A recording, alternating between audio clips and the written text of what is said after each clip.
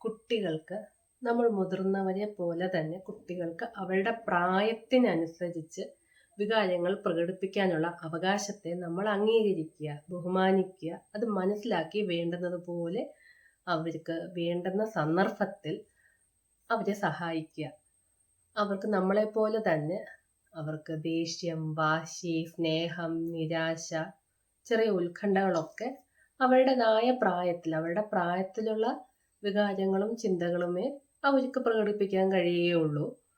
അവരുടെ ആ ചിന്തകളെ അല്ലെങ്കിൽ അവരുടെ ആ വികാരങ്ങളെ, ആ ദുർവാശി എന്ന് പറയാൻ 5 വയസ്സ് വരെ കുട്ടികൾക്ക് ദുർവാശികളുണ്ട്. അത് നമ്മളെ കൊണ്ട് സാധിക്കുന്ന വിധത്തിൽ നമ്മളത് കുറേയൊക്കെ മനസ്സിലാക്കി അംഗീകരിച്ച് സ്കൂളിലേക്ക് പോകുന്ന സമയത്ത് 5 വയസ്സ് 6 വയസ്സ് മുതൽ അതിന് വേണ്ടുന്ന രീതിയിൽ നമ്മൾ വളരെയേറെ വിലപ്പെട്ട സമയം അവർക്ക് വേണ്ടി മാറ്റിവെച്ച് വികാര നിയന്ത്രണത്തിന് വേണ്ടുന്ന എല്ലാ സഹായങ്ങളും നമ്മുടെ കൊച്ചു കുട്ടികൾക്ക് നമ്മൾ ചെയ്തു കൊടുക്കേണ്ടുന്നതാണ്.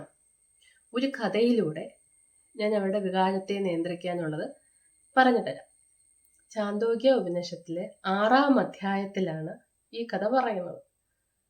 ശ്വേതകേതുവും അദ്ദേഹത്തിന്റെ അച്ഛൻ ഉദ്ദാലകനുമാണ് ഈ കഥയിലെ മെയിൻ കഥാപാത്രങ്ങൾ. ശ്വേതകേതു 12 വയസ്സിന് ഉള്ളിൽ തന്നെ വേദപഠനത്തിലും അസ്ത്രപഠനത്തിലും അഗാധമായ പാണ്ഡിത്യം നേടി.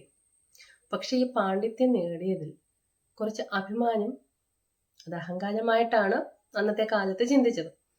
താൻ ഇത്രയും അറിവ് നേടിയല്ലോ എന്നുള്ളൊരു അഭിമാനം, അതൊരു അഹങ്കാരം ആ കുട്ടിക്ക് വന്നപ്പോൾ മഹാമുനിയായ ഉദ്ദാലകൻ ഇത് അറിവിന് അഹങ്കാരം വന്നു കഴിഞ്ഞാൽ അതിന് പ്രയോജനമില്ല എന്ന് മനസ്സിലാക്കിയിട്ട് മകനോടൊരു ചോദ്യം ചോദിച്ചു. നീ കാണാൻ കഴിയാത്തതിനെ നിനക്ക് കാണാൻ കഴിയുന്നുണ്ടോ? കേൾക്കാൻ കഴിയാത്തതിനെ നിനക്ക് കേൾക്കാനും അറിയാൻ കഴിയാത്തതിനെ അറിയാനുമുള്ള കഴിവ് നിനക്കുണ്ടോ എന്ന് ചോദിച്ചു. ശ്വേതകേതു ഉത്തരം പറയാൻ കഴിഞ്ഞില്ല. അദ്ദേഹം അഹങ്കാരം ശമിപ്പിക്കാനായി അവയിൽ എനിക്ക് പ്രധാനപ്പെട്ട ഇഷ്ടപ്പെട്ടത് കളിമണ്ണിന്റെ കഥയാണ്. കളിമണ്ണ് പല രൂപത്തിലും ഉണ്ടാക്കാം. കളിമണ്ണ് കൊണ്ട് പല രൂപങ്ങൾ ഉണ്ടാക്കാം. പക്ഷെ അടിസ്ഥാനത്തിൽ അത് കളിമണ്ണ് തന്നെയാണ്. തത്വമസിയെ കുറിച്ചാണ് അവിടെ പരാമർശിക്കുകയും മനസ്സിലാക്കി കൊടുക്കുകയും ചെയ്തത്. അതുപോലെ തന്നെ മറ്റൊരു കഥ, ഉപ്പിന്റെ കഥ. ഒരു പാത്രത്തിൽ വെള്ളം എടുത്തുകൊണ്ട് വന്നിട്ട് ഉദ്ദാലകൻ മകനോട് ചോദിച്ചു, ശ്വേതകേതു വെള്ളത്തിനകത്ത് മകനെ ഉപ്പൊന്ന് കലർത്താൻ പറഞ്ഞു. ഇതിൽ നിന്ന് നീ ഉപ്പ് വേർതിരിച്ചെടുക്കാൻ പറഞ്ഞു. ഉപ്പ് എങ്ങനെ വേർതിരിച്ചെടുക്കാൻ കഴിയും? അപ്പോൾ അത് നീ രുചിച്ചു നോക്കാൻ പറഞ്ഞു. രുചിച്ചു നോക്കിയപ്പോൾ ഉപ്പിന്റെ രുചിയുമുണ്ട്. അപ്പോൾ ഇതുപോലെ തന്നെയാണ് ദൈവത്തെക്കുറിച്ചും സത്യത്തെക്കുറിച്ചുമാണ് ഉദ്ദാലകൻ അവിടെ പരാമർശിച്ചത്. എല്ലായിടവും ഉണ്ട്, പക്ഷെ നമുക്ക് വേർതിരിച്ച് എടുക്കാൻ കഴിയത്തില്ല.